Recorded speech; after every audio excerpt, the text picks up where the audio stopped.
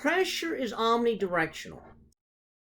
So that means that if you've got like a container like this or something, like that, and you fill the entire thing with water, that at this depth right here, that's H1, so the pressure is going to be rho g H1.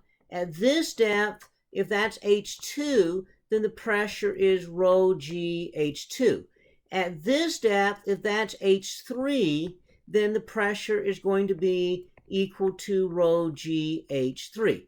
But everywhere at this same depth, because right here, you got to have the same pressure both ways. Right here, it's got to be the same pressure both ways. So the pressure right there is still in H2, so that pressure is still rho g H2.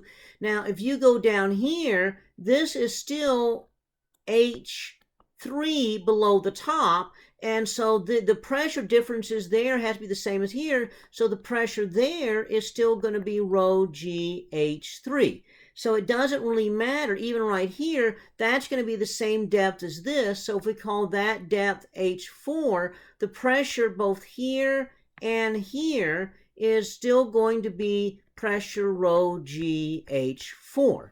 So again, this is another rendition of the pressure-depth relationship. And so that means that even off to the side here, then you're not going to have much difference. And so this relates to what we call Pascal's principle.